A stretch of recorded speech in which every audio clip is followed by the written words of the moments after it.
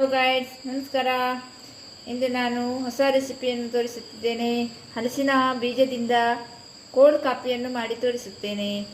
ಹಲಸಿನ ಬೀಜವನ್ನು ನಾನು ಒಣಗಿದ ಹಲಸಿನ ಬೀಜವನ್ನು ಈ ರೀತಿ ಸಣ್ಣದಾಗಿ ಹೆಚ್ಚಿಕೊಂಡಿದ್ದೇನೆ. ಇದಕ್ಕೆ ಬೇಕಾಗುವ ಸಾಮಗ್ರಿಗಳು: ಹಲಸಿನ ಬೀಜವನ್ನು ಹೆಚ್ಚಿದ್ದು, ಸಕ್ಕರೆ, ಹಾಲು, ಐಸ್ ಕ್ಯೂಬ್. ಮೊದಲಿಗೆ ಹಲಸಿನ ಬೀಜವನ್ನು ಚೆನ್ನಾಗಿ ಹುರಿದುಕೊಳ್ಳಬೇಕು.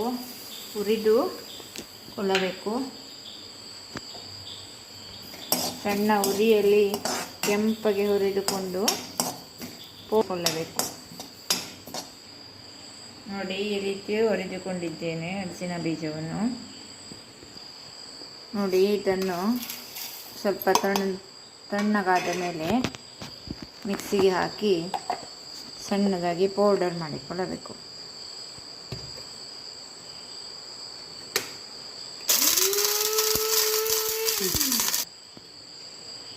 ನೋಡಿ, ಈ ರೀತಿ ನುಣುಪಾದ ಪೌಡರ್ ರೆಡಿಯಾಗಿದೆ. ಇದನ್ನು ಒಂದು ಡಬ್ಬದಲ್ಲಿ ತುಂಬ ಪೌಡರ್ ಮಾಡಿ ಡಬ್ಬದಲ್ಲಿ ಶೇಖರಿಸಿ ಇಟ್ಟುಕೊಂಡರೆ ಯಾವಾಗಲೂ ಕಾಫಿಯನ್ನು ಮಾಡಿ ಕೋಲ್ಡ್ ಕಾಫಿಯನ್ನು ತಯಾರಿಸಬಹುದು. ಈಗ ಮೊದಲಿಗೆ ಮಿಕ್ಸಿಗೆ ಒಂದು ದೊಡ್ಡ ಚಮಚ ಪೌಡ್ರನ್ನು, ಅದು ಹಲಸಿನ ಬೀಜದ ಪೌಡರ್, ಅದನ್ನು ಹಾಕಿ ಸಕ್ಕರೆಯನ್ನು ಹಾಕಿ ಸ್ವಲ್ಪ ನೀರನ್ನು ಹಾಕಿ, 1/4 ಲೋಟ ನೀರನ್ನು ಹಾಕಿ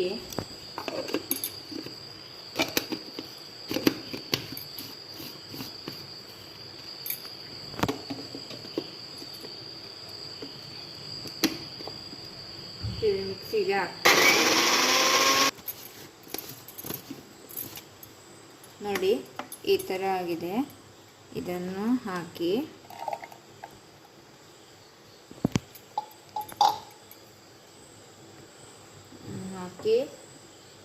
ಹಾಲನ್ನು ಹಾಕಿ, ಐಸ್ ಇದು ಪೀಸನ್ನು ಹಾಕಿ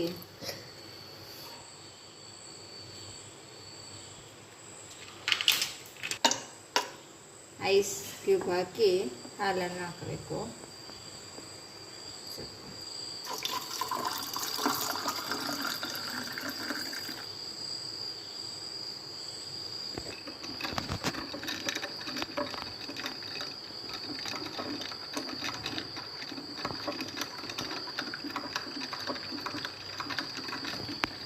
ಹಲಸಿನ ಬೀಜದಿಂದ ತಯಾರಿಸಿದ ಕೋಲ್ಡ್ ಕಾಫಿ ಸವಿಯಲು ಸಿದ್ಧವಾಗಿದೆ.